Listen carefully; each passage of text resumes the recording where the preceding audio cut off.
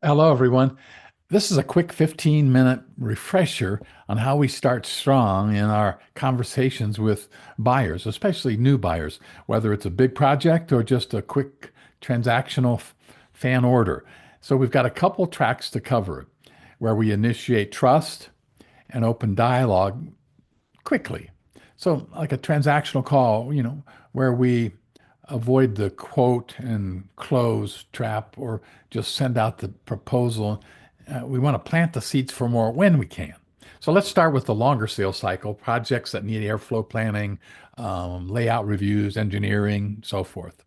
So don't forget the A naught opener. Do you remember it? We use A naught to guide the opening few minutes. A for appreciate, like, thanks for taking the time, John.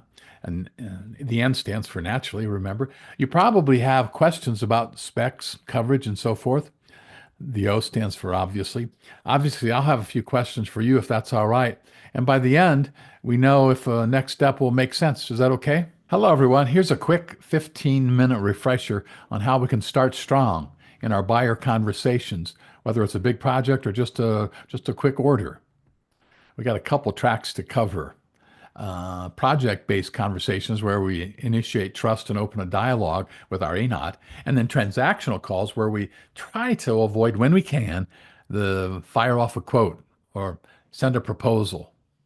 And we want to plant the seed for more when we can. So stay open to that when you can also, please. Okay. Let's start with the longer sales cycle, a project. Maybe it needs airflow planning or a layout review or design or engineering input. Don't forget, let's use the A naught opener. Thanks for taking time. That's the appreciation. You probably have questions about specs, coverage, and so forth. That's the naturally. And I'll have a few questions for you if you don't mind. That's obviously.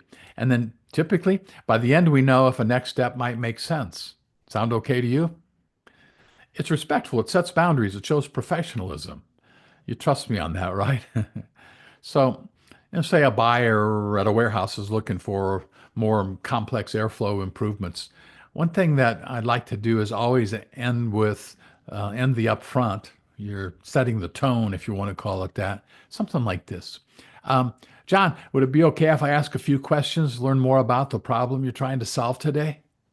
So you kind of get permission to take a minute or two. So even if it's rushed, you can take a half step back. And sometimes I'll say that. John, do you mind? Can we take a half step back if it'd be okay if I ask a few quick questions to learn more about what we're working on here? Let's shift to the quick call here.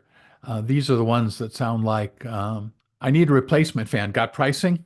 Your instinct is to quote fast, but great reps. Pause for just a moment when you can and ask one more question. That's our new motto at Patterson Fan. One more question. One more night. I think that's a song. Sorry about that.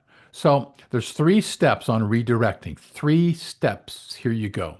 The first thing is always acknowledge so it doesn't feel like you're stalling or dodging or don't know what to do. Sure, I can help you with that, John. Thanks.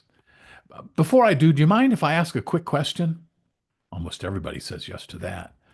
What prompted the need right now? Or you could say, is this a part of something bigger? You'd be amazed at what they tell you when you just ask. And then seed the future too. And then when it's all wrapped and you're ready to go and we got a yes and placing the order, it's not a bad idea to say, hey, John, want me to check later this month or down the road when you're reviewing ventilation in the packaging area? Where you maybe you learn something and you're asking for a next step, aren't you? A clear next step. Keep the conversation going. It'll help you stand out from the crowd because most people take the order and just move on. Our competition does. So here's a mindset tip for you. Don't try to force discovery, just invite it.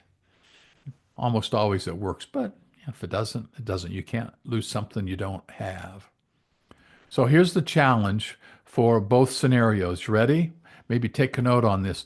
On projects, use ANOT on your next conversation. Simplify it, put it in your own words, personalize it, and practice it, practice it, practice it.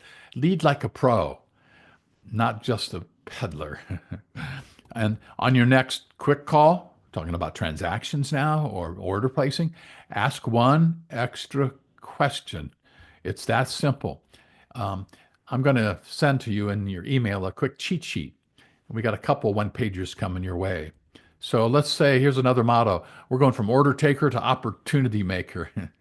and then initiating project conversations with ANOT. So, you know, we're not just selling gear, equipment, we're building relationships that can last 5, 10, 15, 30 years. And that starts with how you enter the conversation. So, just a simple reminder, um, be curious, be confident, take a little bit of charge. You've done this 100 times before, and then just be bold enough, courageous enough to ask one more question. Thanks. See you next time.